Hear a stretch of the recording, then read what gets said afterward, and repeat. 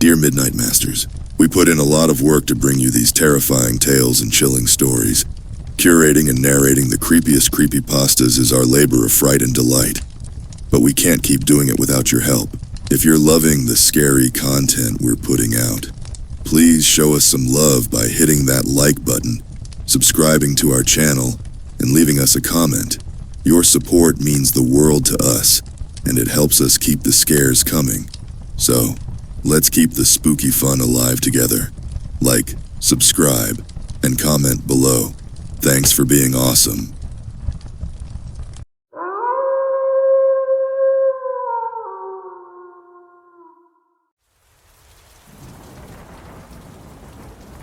They say that things change when you observe them. For example, my mom would look so proud at my childhood soccer games, but she'd immediately change the moment she noticed me on the substitute bench.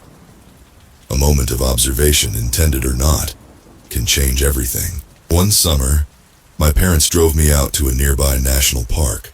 They had a junior ranger club where kids were introduced to all manner of wildlife knowledge and survival trivia. I wasn't sure about it at first. It seemed like just another thing on a long list of nothings, but I gave it an honest shot. Along with a dozen other kids and the chemically positive ranger accompanying us, we had craft sessions, survival training, cave exploration, and all kinds of games. Unlike sports, it wasn't just about beating an opponent. This was about cooperation, to work together.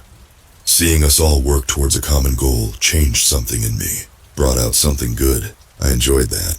Back in July of '98, all 12 junior rangers set out on a spotlight night walk. Along with our guide, we were to pack our own survival kit and make our way to one of the ranger stations. There we'd unpack and be graded based on what we'd chosen to bring. There was this excitement in the air. It was like a graduation of sorts. We were to become official wildlife stewards, they called it. We excitedly paired up in a buddy system, 2 by 2, and followed the trail. It was supposed to be uneventful. The man in charge, Ranger Dan, had done that walk every summer for the past 12 years. He was prepared for a lot of things, but nature had other plans that night. I remember him holding up a hand, silently asking us to stop and listen. There was this deep groaning noise off somewhere in the dark. I heard rustling bushes and crackling saplings. I saw 2 gleaming stones reflecting the shine of our flashlights, a black bear. Looking back at it, it really wasn't as bad as it sounds. The bear sniffed at Ranger Dan for a bit and wandered off, but to a group of 10-year-olds, it was like staring at death itself. My buddy panicked and bolted into the woods. We're not allowed to ever leave our buddy, so I did my best to keep up with him. I yelled at him to stop, but by the time he did, we'd been separated from the rest of the group. I couldn't even see their flashlights anymore. Luckily, they used to have a system in place to help lost visitors navigate. They called it the Lady Bluebell system. All over the park, they'd wrap blue tape around the trees and tie a bell in the direction of the closest ranger station or trail. Even in the dark, you could hear a bell go off every now and then, and you could check the bell to get a direction. Spotting that blue tape immediately improved our odds of survival. We'd been taught that if all else fails, all we had to do was to follow 3 simple rules. Stop, listen, look. Lady Bluebell takes you home. Those were the rules. That first moment when I realized we were lost was horrifying. I could barely breathe, like I was choking on the darkness. My buddy was having a panic attack. But I did what I'd been told to do. To stop, listen, look. Lady Bluebell would take me home. And I swear not only did I hear that bell, I saw her. A tall woman in a blue dress, off in the distance. A sun-tanned arm pointing us in the direction of the trail. Long dark hair framing a brilliant smile. A warm presence in the dark of night. Maybe I remember it wrong. Maybe she wasn't really there. But I think she was. My buddy and I were probably lost for no more than 20 minutes. We made our way back to the trail. Not long after that, we spotted flashlights in the distance. The rest of the night was nothing but praise from Ranger Dan, all the hot dogs we could eat, and scary stories told by a roaring campfire. I never told anyone about seeing Lady Bluebell, not a living soul. My mom thought that night would be the end of my interest in the Junior Ranger Club, that it'd scare me away. But strangely, it had the opposite effect. I had used what I'd learned to survive, to win. And this wasn't just winning a game. This was winning at life itself. I'd faced real, actual danger, and lived to tell the tale. That's when I knew I wanted to be a park ranger. I got my Bachelor of Science in Forest and Natural Resource Management from MSU, worked a few different jobs, took a sabbatical, and ended up with a position at the Minnesota Department of Natural Resources in 2009. Nowadays, I'm the one running the Junior Ranger Club. Ranger Dan retired back in 2018 but still volunteers for the club in the summer. I've acquainted myself with the area for over a decade. I'm confident when I say that I know my way around. I know what animals roam which areas, and I can tell by the shifting seasons what is to come. I know how flash floods smell, and I can tell by the taste of the air when a lightning storm is coming. Still, every now and then Mother Nature surprises me, and sometimes she gives way to something different entirely. The park has changed a lot too. The Lady Bluebell program, for example. Over the years it evolved into a sort of mascot. She was portrayed as this radiant woman in a blue summer dress. She also had her sidekicks, like the mischievous Ricky Raccoon and the ever-somber Sonny the Sad Sunflower. There were comic books, trading cards, stamps, merchandise. She was a beloved icon. They hired a woman to dress like her every summer, to welcome the Junior Rangers and teach them the system. Lady Bluebell was sort of our Smokey the Bear, telling kids how to behave in the park to keep themselves and others safe. I loved it. Long after the end of Junior Ranger Club came to an end, I still collected all sorts of Lady Bluebell memorabilia. But there were issues. Over time, some visitors to the park began stealing the blue tape, keeping it as a souvenir. Others just took the bell. Some moved the bell around, purposefully pointing it in the wrong direction. Over time, the effort and resources required to constantly fix the system started to outweigh the benefits. They officially ditched the Lady Bluebell Takes You Home motto in 2008 and retired the mascot entirely in 2011. I was sad to see her go, but it made sense. It just wasn't practical anymore. Times change. Now that you know me a little better, I want to tell you about one particular incident. Something I haven't been able to share with my friends and colleagues. It was late August. I was following our southeasternmost trail, mapping the movements of an elk herd. The leaves were just about to change color and there was a tinge of cold in the air. Branches had started making snappier sounds and the days were rapidly growing shorter. Autumn was just around the corner. That day, I was ready to head back when I spotted a plume of smoke just off my trail. Nothing big, possibly a campfire. I decided to give it a once-over just in case. I came upon a small camp. A rough-looking one-man tent, neon orange. A hastily constructed campfire with what looked like a grilled squirrel. I caught a whiff of sweat coming off the tent, giving me the impression that whoever lived there had been around for a while. Looking at their choice of meal, I figured maybe a bit too long. "Hello?" I called out. "Anyone here?" I heard a shout in response and hurried footsteps. Someone falling, getting up, and then sprinting in my direction. At first I was taken aback, thinking it might be a wild animal. Seconds later, a young woman crawled into camp. The best word to describe her was disheveled. Her hair was a tangled mess, and she was deeply sunburned on her arms and face. Her lips were dry and pale, and her hands kept shaking. The moment she saw me, her eyes welled up with tears. "Yes!" she cried. "Jesus Christ, yes!" She got up and flung her arms around me, crying onto my shoulder. Not just a sob either, but a full-on wail. She tried to say something, but every other word got stuck in her throat. Did I make it?" she sniffled. "Am I out?" I sat her down, offered her some of my water, and asked her to calmly explain what had happened. "I just can't believe my luck," she said. I thought it was all over.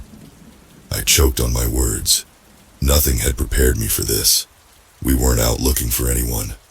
We hadn't been for months, maybe years. "It's okay," I said. "Let's pack up. Let's get you home." Her name was Anya Baker. She'd been part of a company retreat and got lost somewhere along the way. She figured she'd been on her own for about 2 weeks, but there was no way to tell for sure. "The days kind of blend," she sighed. "You keep walking, and it might have been an hour or 2 days, messes with your head. She was malnourished and dehydrated. I didn't think she had the strength to make it back. The closest ranger station was quite a way off. I asked if I could help her carry something, but she brushed me off. "I got this," she insisted. "Please, just get me home." We got back on the trail and started making our way back. I took out my radio to call it in. "I used to come here all the time," Anya said. "Never thought I'd get lost." "It happens to the best of us," I smiled. "You made it, that's what counts."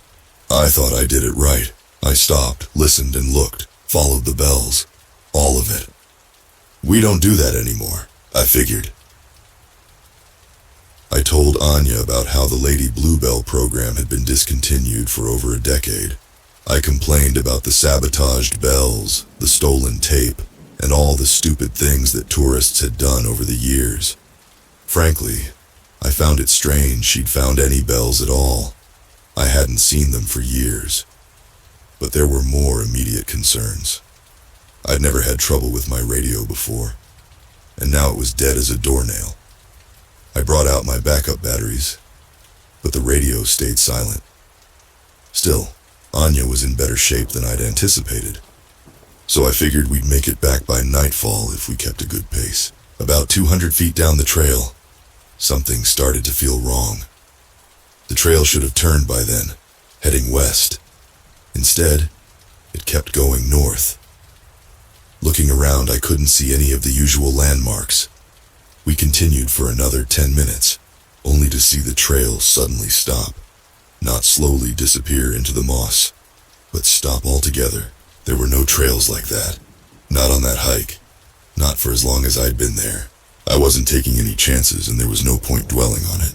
The radio was busted, so I picked up my flare gun. It was only one shot, so I had to make it count.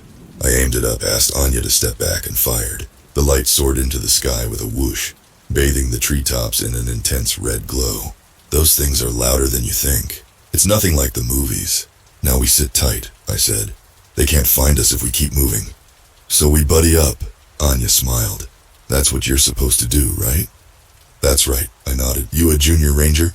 Anya made herself comfortable on a log and took a swig from my canteen. "Lady Bluebell takes you home," she sighed. She shook her head and handed back my canteen. A twinkle in her eye came and went. Not anymore, it seems. We stayed out there for hours. We shared a protein bar, and Anya helped me set up a campfire. To my surprise, there was a stream nearby. There wasn't supposed to be, but there was.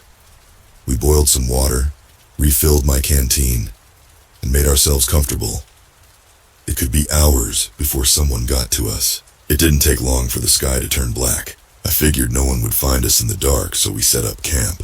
Anya had her tent and I had a hammock. We both went to bed early, but I couldn't get any sleep. My new buddy was out cold, though. I guess the excitement of seeing another person for the first time in weeks was enough to wear her out. I, on the other hand, was anxious about not finding my way back. It didn't make any sense. I'd walked that trail 1,000 times. Somewhere in the space between the waking world and an uneasy sleep, I remember thinking about Lady Bluebell. Her 3 rules were simple.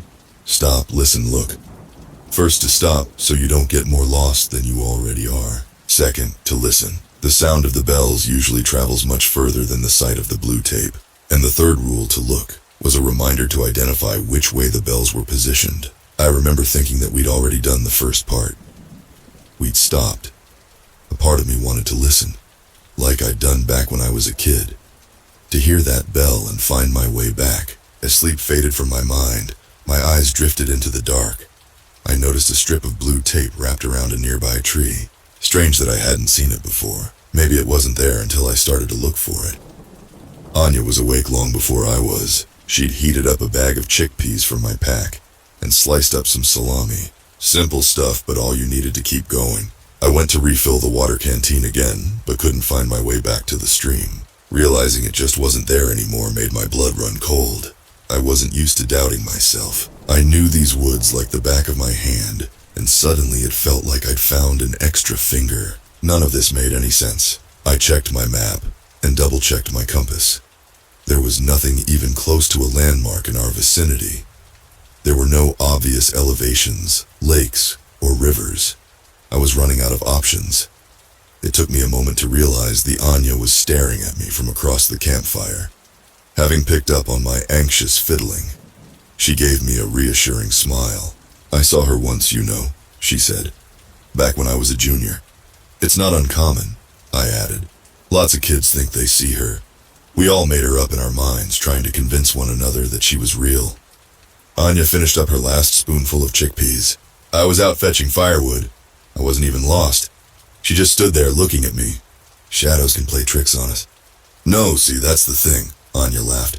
"It was the middle of the day. We waited all day long. Morning, afternoon, and long into the night. Still not a soul to be seen. No flares going up, no sounds in the distance. It was just me, Anya, and miles of forest.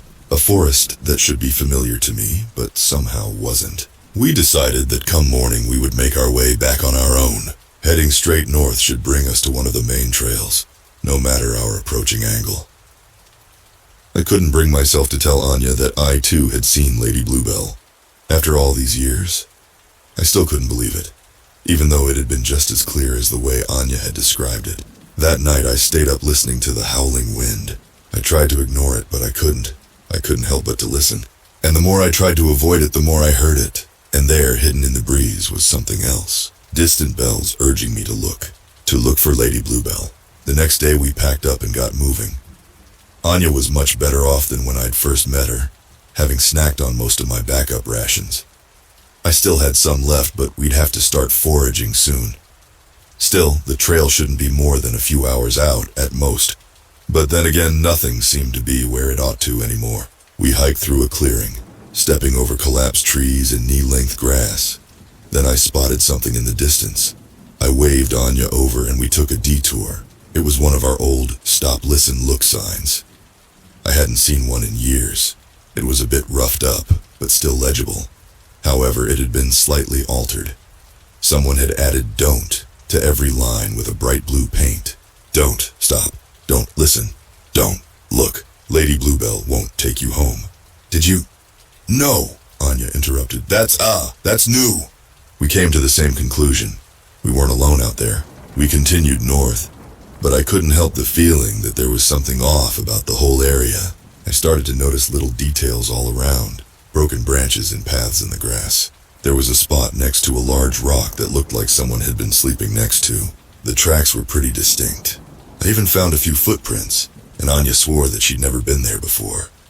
By late afternoon, I was getting worried. Not only had there been more footprints and tracks, but they were getting fresher. We slowed our pace and I started to take a better look around.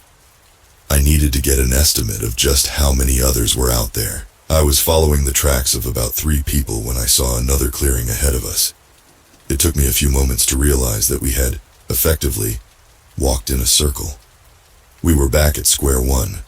I could even see the stop, listen, look sign in the distance. I brought out my compass, took Anya by the arm, and stormed off. We had to try again. I don't know when and where we got turned around, but we couldn't stop now. We kept going north, and this time I didn't put away my compass for a second. We settled into a steady jog, making sure the clearing stayed behind us. Anya kept a steady pace even if she made a lot of noise. At one point, we stopped to drink some water. I looked back for a second only to see something in the distance. I couldn't tell what it was, but it was standing upright. No, not just standing, running. At first, we didn't understand what we were looking at. It took me several seconds to realize it was even human. A young man, no older than 17, maybe 18. Rough hair, with cuts all over his legs and arms. He was only wearing a pair of torn jeans, darkened by weeks of built-up dirt. He didn't run like people usually do. He was hunched over and flailing with his arms. He kept doing this strange motion with his neck, like a bobblehead, never standing still. As he got closer, I could hear this constant mumbling, not a scream or a whisper. It was like he was trying to manically force little words into every exhaled breath. I couldn't hear what he was saying. I only understood that it was repeating. Anya backed away, but it was clear that he was heading straight for us. That's when I noticed the sharpened flint in his hand. Before I realized what was about to happen, he charged us. He went for Anya first, but she was too quick for him. As she ducked behind a tree, I moved to intercept. I grabbed my camping shovel from the side of my backpack and took a wild swing. As our attacker turned to face me, my swing clocked him right across the side of his face. There was a deeper cut than I'd anticipated, severing parts of his ear. He reeled back and fell over. He struggled to regain his balance, but the head trauma made his eyes spin. His mouth kept opening and closing like a fish out of water, forming the same words over and over and over again. Don't stop, don't listen. His eyes locked onto mine. His pupils widened as a shiver worked its way into his voice. Shaking his head, a tear escaped him. Don't look, he quivered. Don't look. His eyes flicked to something off my side, a piece of tape, hanging off a broken tree. As I tried to assess his wound, he burst into movement. No longer able to run straight, he toppled over into a bent-over gallop, bracing himself against trees and stumps as he fled in a panic. I heard branches snapping long after he was out of sight. Anya just stood there frozen. I tried to put my hand on her shoulder, but she reflexively slapped it away. I could see she was on the verge of hyperventilating, barely holding on. Just give me a second, she said, please. After that, we slowed down. I kept hearing noises in the distance, mumbled words and snapping twigs, and sometimes, when there was a sudden gust of wind, there'd be bells. Sometimes one, sometimes several, but we stayed the course, moving north. As night fell, I realized that I didn't want to stop. Whenever I stopped, the sounds would get louder, the bells would get closer. Whatever lurked in the dark seemed to gain on us. Even though nothing leapt out at us and there were no more attacks, I had this constant sense of unease, like sleeping in gasoline right next to a wobbly candle. Anya wasn't faring much better. She sat next to our campfire for hours, slowly rocking back and forth. Sometimes I'd see her snapping her head in one direction or the other, as if reacting to a sudden noise that only she could hear. I twisted and turned for hours, barely keeping my eyes shut. It felt like the night would never end. The more I thought about it, the slower time seemed to move. I remember staring up at the night sky, waiting for the moon to come into view. It never did. Anya told me she would wake me up before going to sleep so we could take turns keeping watch. It didn't do me much good, though. I was just as awake as she was. I got about an hour's worth of sleep, all in all. Anya didn't get anything. She didn't even bother to set up her tent. When I finally got up, it was still dark out. I checked my wristwatch, but it had stopped just before midnight. Anya was still up, staring into the cinders of the campfire. We had plenty of firewood, but she just couldn't be bothered to put them on. I got up from my hammock and stretched. It's been more than a couple of weeks, said Anya. Time stopped making sense long ago. What was the last date you remember? Late July, I think. That's not too bad, I smiled. Just a couple of weeks out. I dug out the remaining salami from my pack and cut me a slice. I sat down across from her, at the other end of the campfire. I put a log on and watched the fire crackle back to life. Then, something whispered in the back of my mind, an obvious question that I hadn't considered. Up until now, it had been too absurd to ask. What year? Anya and I locked eyes. I could see a stark realization boiling in the back of her mind. I repeated the question. What year, Anya? Who's the president? She didn't respond. Something cold crawled up my spine as a thought settled. I didn't know who the hell was sitting across from me, or what they'd really seen. Where were we even going? We should pack up, she said, breaking the tension. It's still dark out. Sometimes it stays that way for a while. As Anya packed up, I felt deflated. She was holding something back. If we were to make it out, in any capacity, we needed to work together. Follow the buddy system. Anya, you're not making any sense. Sometimes it stays dark. She breaks the rules to keep us here. What are you talking about? I've been here so long that I don't know what's real anymore. I thought I could trick myself into forgetting, but she won't let me. She's there. She's always there. I didn't say anything. Anya kept pacing back and forth, scratching the back of her head. I wrote the damn sign, she growled. Because when you stop, she's there. When you listen, you hear her. And when you look. Anya grabbed my shoulder and turned me around. Or when you look, there she is. At first, I didn't see anything. Maybe I didn't want to. But there was that gnawing doubt in the back of my mind. Something in my reptile brain telling me I was looking for something. Slowly, the shadows twisted. They bent out of shape, forming something new. With every blink of my eye, a picture created itself in the distance. A vague silhouette of a bone-thin woman.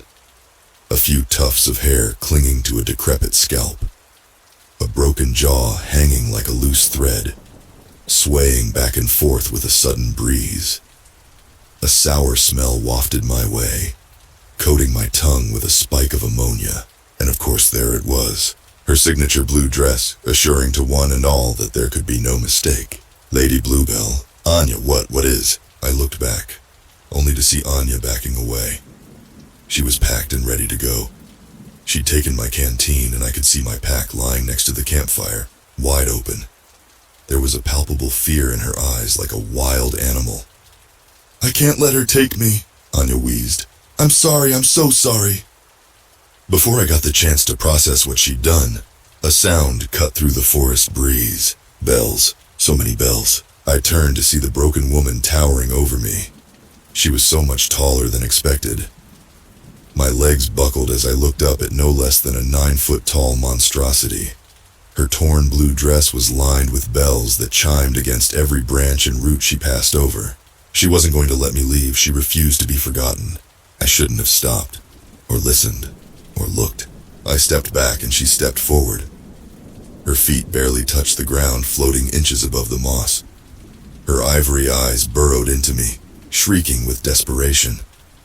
She wouldn't let me go home. She couldn't. I turned to flee. I ran and jumped and crawled and forced myself past every obstacle. I snagged my foot on fallen rocks.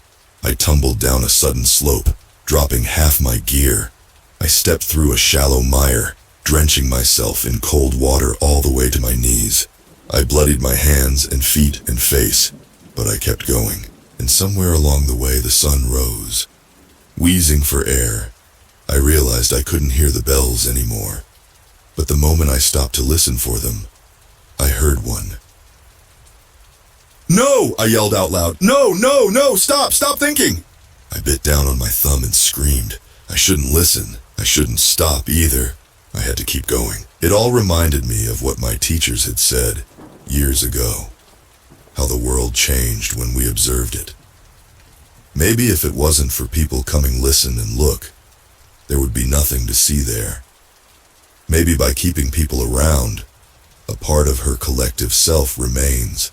I don't know how long I was out there, at least a couple of days. I kept moving, stopping only for short bursts of rest. Sometimes I'd dream of bells and I'd wake to hear them.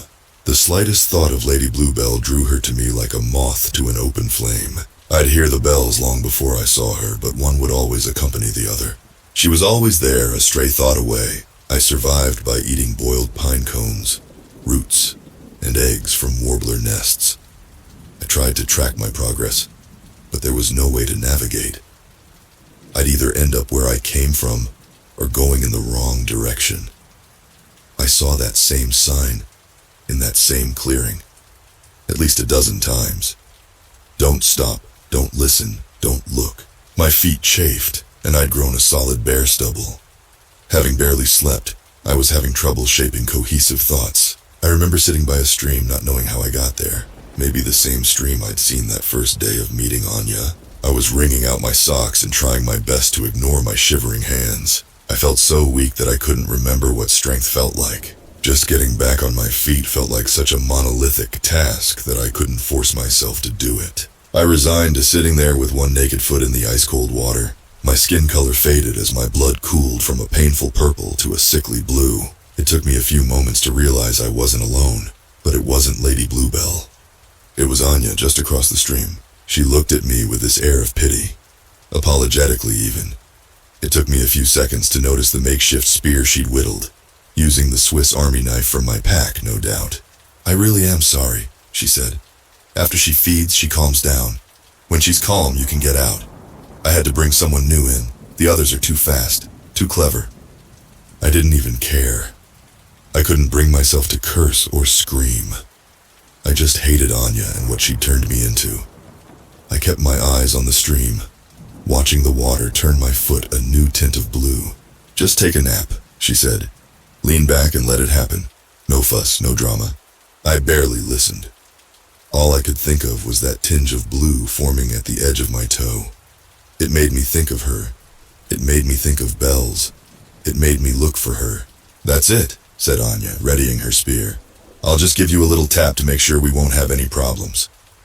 I looked down at my hands, covered in scabs and bruises, my wet socks clinging to my thigh. Suddenly a pain shot through my left leg. A quick jab from her spear, and my body exploded with damaged nerves. It was as if a burst of electricity shot through me, forcing me out of my lethargy. As my blood mixed with the stream, I could feel my heart beating out of my chest. I crawled backwards, unable to put any weight on my leg. Anya backed away, staying just close enough to make sure Lady Bluebell was properly fed. And the lady was already there. Maybe I had listened too long, or looked too hard. Maybe it was just the blue tint of my toe.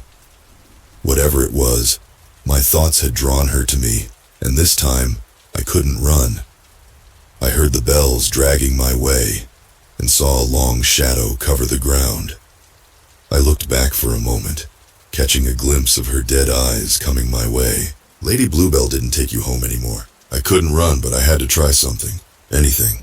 I tied my wet socks together into a makeshift blindfold and put it on as tight as I could. I pushed my wet fingers into my ears and screamed. I figured that if I couldn't listen or look, maybe she'd be less interested in feeding on me. I focused on the pain in my leg as hard as I could, letting it envelop my thoughts.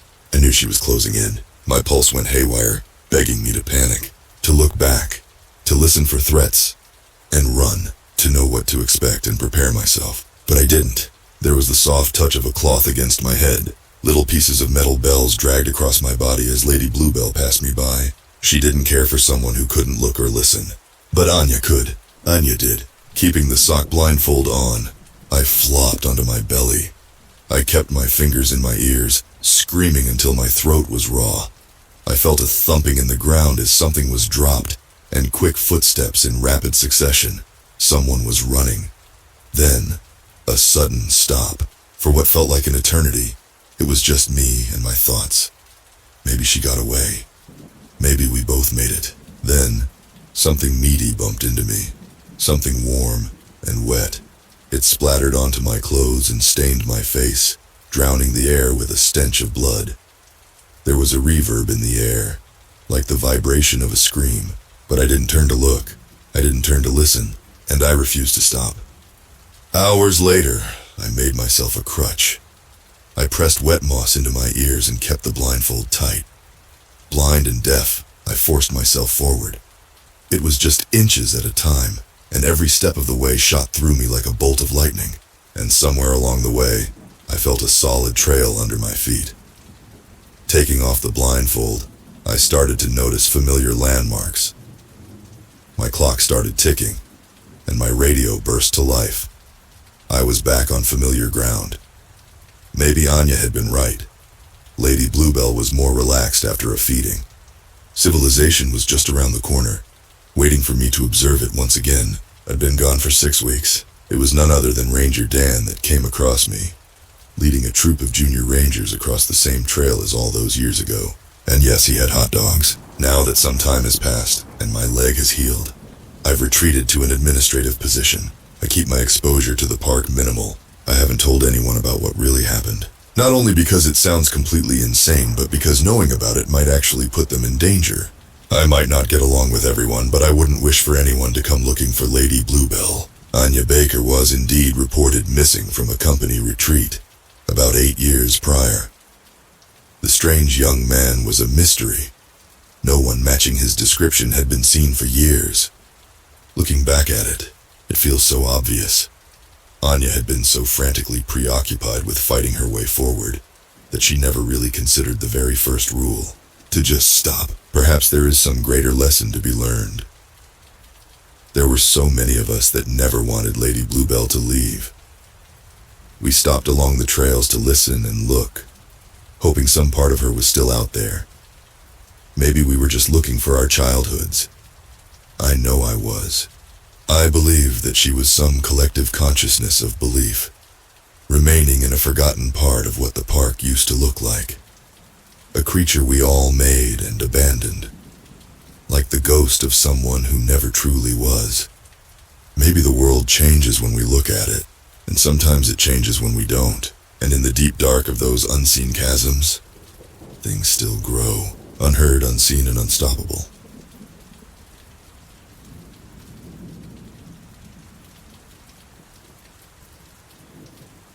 I hated his face the first time I saw him. Patchy beard, double chin, scraggly hair that probably was never washed. He told us to get down on the ground and put our hands behind our backs. I was so scared that I almost threw up on the new rug. I swallowed it down because I knew Dad would make me clean it up when he was gone. My mom was lying on the floor right next to me. She was so quiet I couldn't even hear her breathe. I closed my eyes and pretended that the soft rug pressed against my face was the one in my grandparents' house, far away from there. "Don't move a single inch or you will regret it for the rest of your life," the man shouted almost nervously. He had a small black handgun that he carried by his side. My dad calmly directed the man down the hallway to our bedrooms, where all our valuables were stored. They left us for about 10 minutes before the man returned with an armful of stuff. I did not dare to move from my position, but I caught a glimpse of his face. All I saw was hatred painted on his eyes, lips, and nose.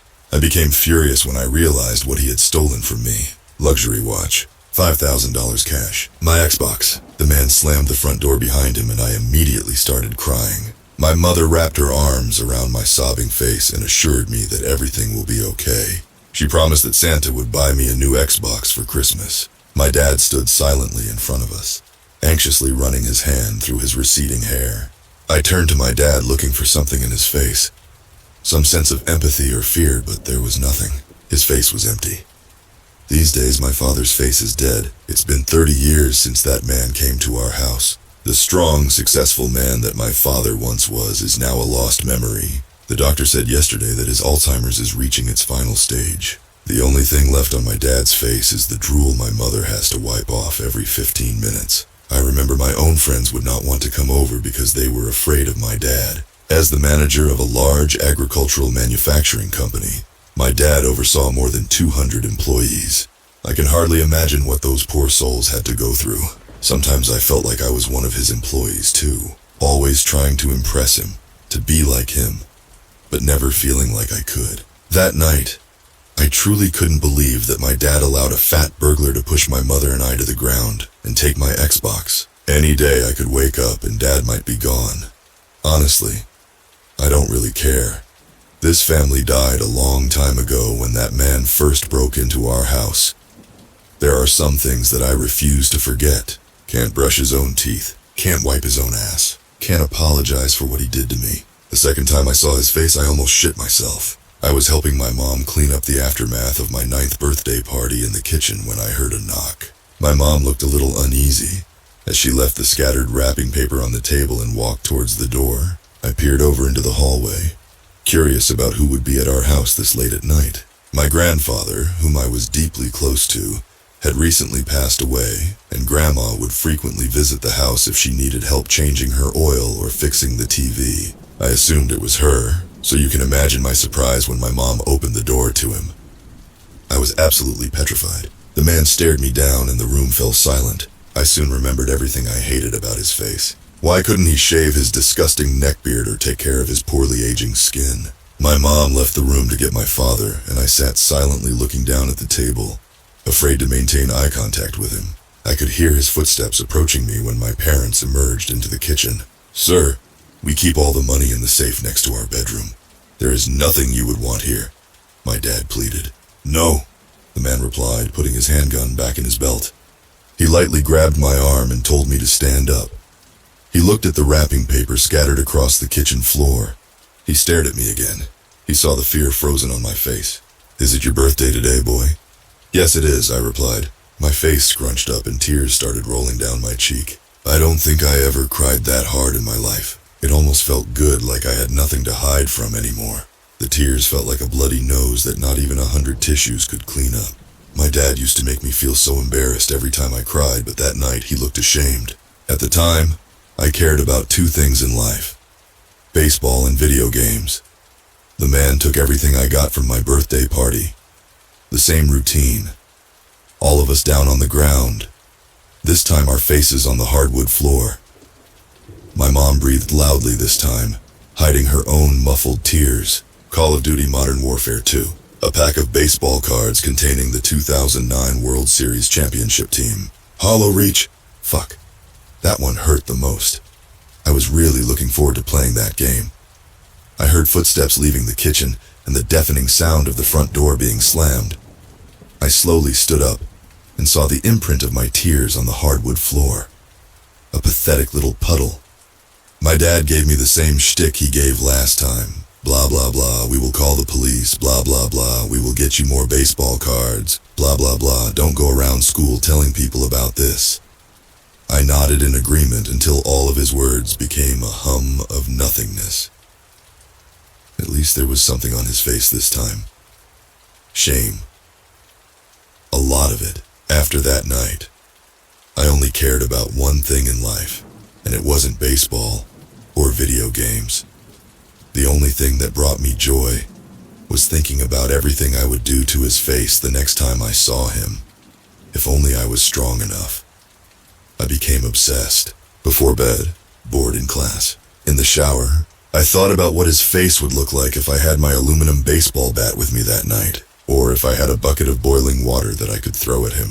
The hatred that grew inside me for this man's face grew alongside my fear. I remember one night I was thinking about his face too much, and I peed in my water glass because I was too afraid to go to the bathroom. I felt like the second I left my bed, 1,000 of his faces would hover into my room and swallow me like a piece of candy. So every night I would dream about killing his face and his face killing me. For the next 4 years, the man would show up periodically to our house. Always the same procedure. Face on the ground and saying goodbye to at least one of my possessions. My father always complaining afterwards about how the police are incompetent at their jobs. He told me that he and Mom were building a case against the man, so I needed to stay quiet for him to be prosecuted. Great, so I need to get robbed 50 times before I can feel safe peeing again. Since I began expecting his arrival, I started hiding my most valuable belongings under the clothes in my dresser. My grandfather had given me his lucky coin before he died, and I kept it buried under a mountain of socks. When I felt scared, I would hold onto the coin. Sometimes I would even sleep with it. I never dared to bring the coin with me anywhere because I was terrified of losing it. Every time the man left our house, I would rush into my room to check on the coin and make sure it was still there. During this time, things at home started to get worse. I was practically never happy and lived in a constant state of paranoia. I would hear my parents screaming at each other through the thin wall that separated our bedrooms. Life became a waiting game for when the man would come next. I lost everything I cared about. I lost feeling normal. I lost my sense of self. The last time I saw his face, everything changed. I thought it would just be like every other time. The same scraggly hair, patchy beard, and double chin. He would exchange a few words with my father and leave shortly after with thousands of dollars worth of valuables. My family was rich, I do admit that. But I was starting to feel like throwing all this money down the drain was not the best strategy for preserving our generational wealth. I learned not to gain attachments to anything. Frustration and confusion had been building inside of me as I grew older. I knew something was not right. That night, the man did not press our faces against the floor. By then, I was 13 years old and had started taking up jiu-jitsu after school.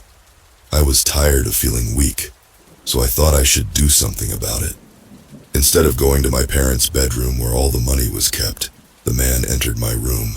This was not completely unusual, as he would sometimes rummage through my stuff looking for anything important. I would always leave a decoy item out in the open to ensure that he never saw the secret buried under my socks. It was interesting seeing him go through my stuff. I was surprised he had become so comfortable in our house that he did not feel a need to force us to the ground anymore. I saw his face looking intently at every corner of my room, searching for another chance to ruin my day. God, how I hated his face. My heart sank when he opened the sock drawer in my dresser. I prayed that he would not find it. But sure enough, the man was holding my grandfather's lucky coin to the light. In that moment, I wanted to burn his fucking face to ash. All of those years of loss and fear had amounted to this. My parents stood next to me, nervously watching the scene unfold. I saw fear in their faces, but they were not afraid of the man. They were afraid of me. When the man left our house that night, I made the split-second decision to chase after him. My father tried to restrain me, so I punched him square in the jaw. My mother cried out my name as I darted out the door and sprinted towards the disappearing figure in the darkness. The man was walking towards his car, so I snuck around the back to block him from driving away. He saw me. He heard me. He knew me. I was expecting the man to grab my arm like he did on my 9th birthday. I thought he would point his gun at me and press my face against the concrete road. But he ran. The man made a sharp right turn into a large grassy field a few blocks from my home. He was not very fast, and over the years I had gotten stronger. I felt the warm summer breeze blow against my face. The nights were so pretty there. The stars and moon looked like holes poked in the sky. Too bad I was always too afraid to leave my bed. That night, running through the grass, I felt alive for the first time.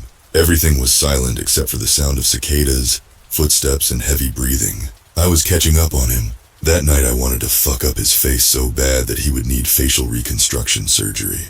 With a loud thud, the man collapsed to the ground about 30 feet in front of me. It was clear that he was not much of a long-distance runner.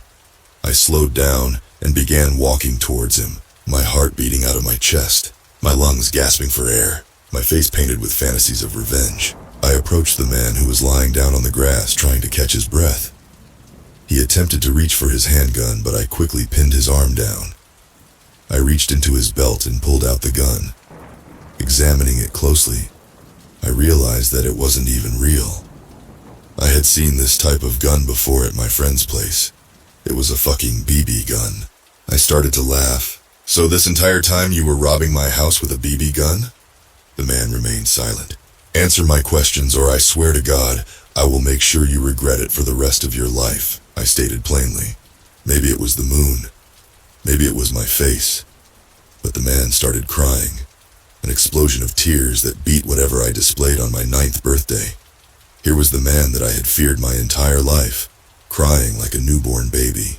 I think we must end our time together, dear boy, the man said. There is something you need to know. I listened intently, waiting for an answer. It seemed difficult for him to speak through all his tears. At this point, I was more concerned about finding my grandfather's coin than whatever bullshit he was about to spew. But my priorities soon changed. I am not a thief, at least not usually. He paused. The crying was beginning to stop. I actually worked for your father in the factory for many years. I don't know what you think about him, boy, but he is a bad man. Even worse than me. I find it hard to believe that there is anyone on this earth worse than you, I said. Even at this age, I didn't really care what he had to say about my dad. I didn't like him much either, but my hatred for his face had grown so strong. Even through his tears, there was nothing I hated more. Your father abused his employees, the man continued. He had no empathy for us or our families. One day your father and I got into an argument about taking time off for holiday. I hadn't seen my kids for Christmas for the past 5 years. Things escalated and he hit me. His face was lit up by the stars. I sat next to him, releasing his arm from my grip. The grass was damp and vast. The two of us sat together in the darkness, wondering how life brought us here. I knew my father got angry, but I never knew it was this bad. I had evidence to prove what he had done to me and put him away for a long time. He apologized over and over again, but it meant nothing. I wanted him to fully understand the consequences of his actions. Blackened eye, dislocated shoulder, broken wrist, but I didn't want to waste years of my life in court. So we made a deal. He gave me a large sum of money in small increments if I promised to never say anything. I think your dad knew that he had everything to lose. I agreed, but under one condition. I think I had an idea on what this condition may be. The man reached into his pocket and pulled out the coin. I snatched it from his hand before he had the opportunity to give it to me. I knew how much this meant to you. Your father told me about it. That is why I took it, the man said. I rarely got to see my children when I worked for your father. I wanted him to know how this felt. At first, I only planned on visiting your house once, but I became addicted to that look on your face. That sense of fear. I felt powerful for the first time in my life. It felt like every emotion I ever felt was buzzing in my ears. In the man's still teary eyes, I saw the vague reflection of my face and was deeply saddened by what it had become. I am sorry, boy, I never wanted it to come to this. Now both of us have nothing, and it's all my fault, the man said. His torrent of crying returned. I put my arm around his shoulder and comforted him. I really didn't know what to say. Thinking back, I wish I had said something. I wish I told him that I didn't hate his face anymore. I stood up and left him there. None of this mattered.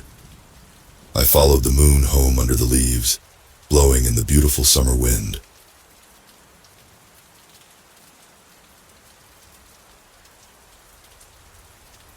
Being a teen in the 2010, I grew up frequenting the internet. I was into all the usual stuff a teenage boy would be into. Creepypastas, strange internet stories, and most prominently, paranormal YouTube. I watched a lot of investigation stuff and all those challenges that were popular.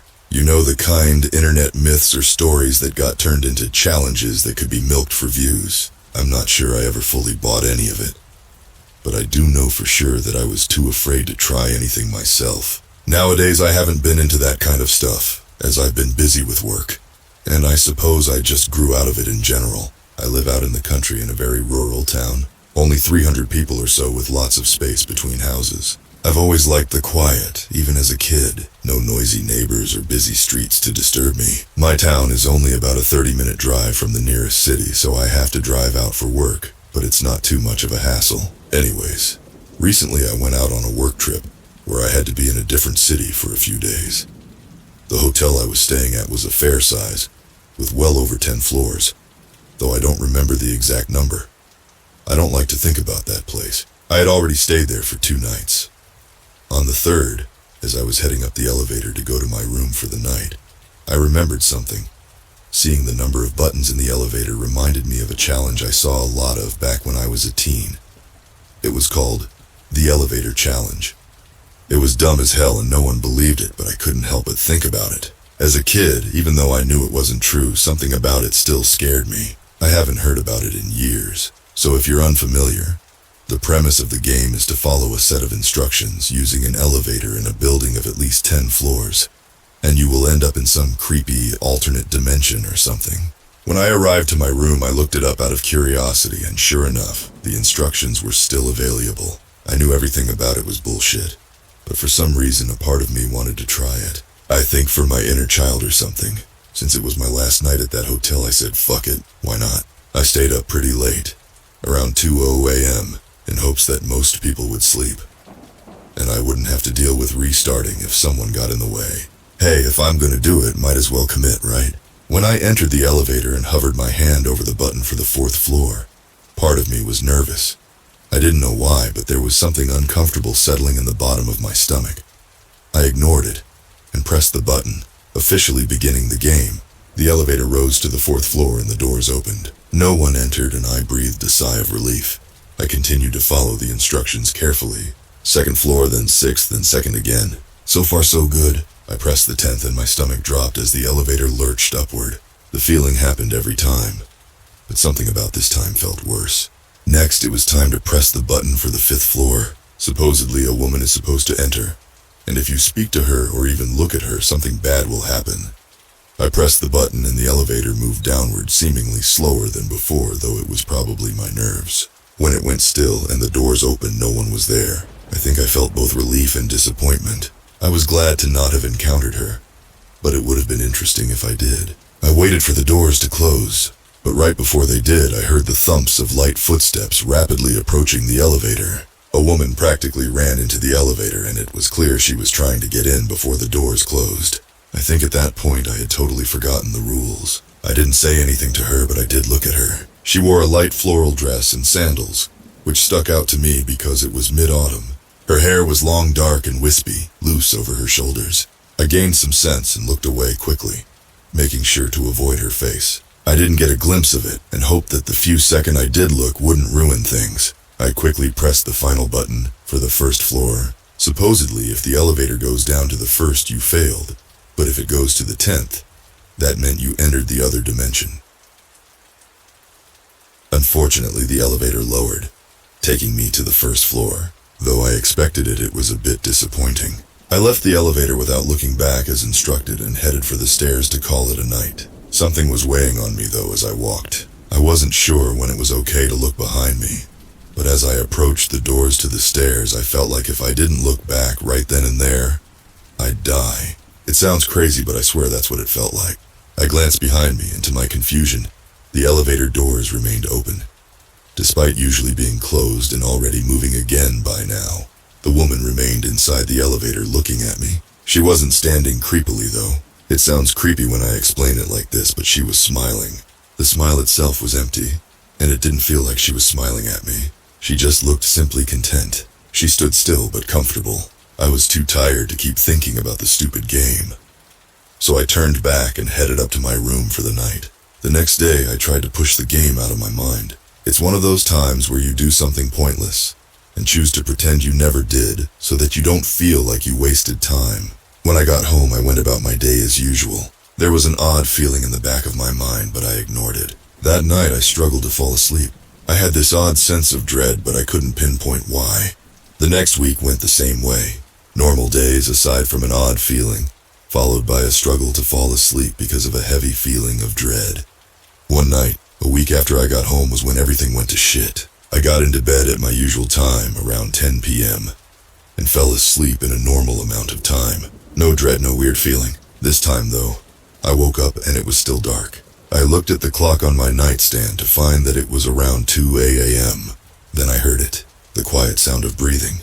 It wasn't my own. My stomach dropped and I started to panic. All I could think was, who the fuck is in my room right now? I don't know how, but I managed to calm myself down. I grew up in a very spiritual household. I was told growing up that if there's a ghost or demon in the house, to ignore it. That's what I chalked it up to. I don't know how in the world I managed to come to that conclusion. Maybe it was the past week of sleep deprivation, or maybe it was just plain stupid. Either way, I went back to sleep. When I woke up in the morning, the breathing wasn't there. In fact, I had completely forgotten about it. That was until nighttime again. I was in bed trying to fall asleep when I heard it again, the soft, shallow breaths. That was when I realized it was coming from underneath me. I gathered the courage to look over the edge of my bed, and I saw what confirmed my fears. Peeking out from under my bed were the ends of long, dark, wispy hair. I didn't dare look further. I slowly got out of bed, grabbed my phone, and walked out of the room. When I looked back to close the door, I saw her. No, she saw me. Two wide eyes were staring deep into my soul. She didn't move from her place under my bed, and she wasn't smiling anymore. Her light floral dress that once fit her perfectly was now dark and sagging. I ran out of my house frantically, grabbing my keys on the way out and slamming the door behind me. No way in hell was I going to spend another second with that thing. I got into my car and drove. I drove and drove, not even thinking of a destination. I just needed to get away. I probably should have called the police, but that was the last thing on my mind. I've been staying at my parents' house for the past few days. I can't go back there. My parents got me to call the police, who searched the house but found nobody. There was no sign of forced entry and nothing to suggest there was a woman there. Not even a hair. The first few days I was staying here, everything felt okay for once.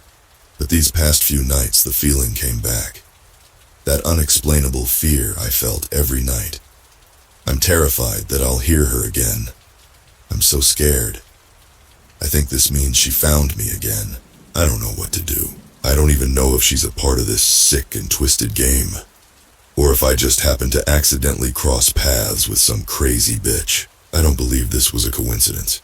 I shouldn't have looked at her. The instructions said that if I looked at her, I wouldn't be able to return to the real world.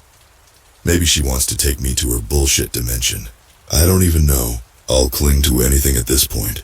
I'm thinking of going back to the hotel. Maybe if I do the ritual properly again and leave for good, she'll leave me alone. As of right now, I think I hear her breathing again.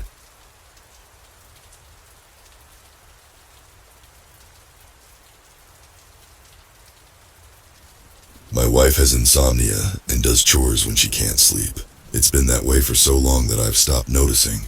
Usually I don't even wake up, but a few nights in a row she started running the garbage disposal a lot. Off and on through the night. Sometimes for a minute or two. Of course I couldn't sleep through that, so late one night I went downstairs to check on her. She was in her PJs and bent over the sink, staring into the drain. She was leaning in so close that some of her hair had piled up in the bottom of the sink. "You lose something?" I asked. She gasped and snapped up when she heard me. "You scared me," she said. She did look jumpy, which made me uneasy too. I saw that she was holding something and asked her what it was. "Nothing. A slice of turkey," she said, guilty. She had balled it up into a gray-pink blob from squeezing it so hard. "That doesn't go in the garbage disposal," I said. I didn't know what else to say. "Right," she said. "Sorry, I'm half asleep." She dropped it into the trash under the sink. There was a pack of sliced turkey on the counter, already half-eaten. Why did we have it? I was the one who ate lunch meat. But I hated turkey. I didn't remember telling her to pick up any. "Hungry?" she asked. She had seen where I was looking. "No," I said.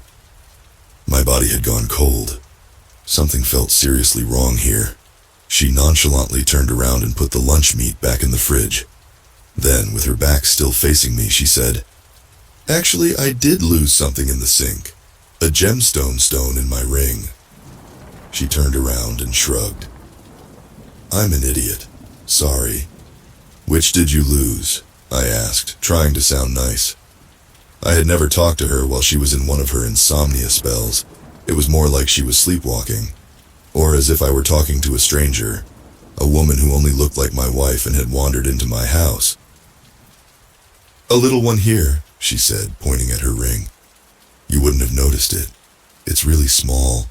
You can barely even see where it's supposed to go." I doubted that I wouldn't have noticed it. I had bought her the ring, but the kitchen was too dark for me to see clearly. "You want me to fish it out for you?" I said. She smiled. "Sure," I said, going over to the sink.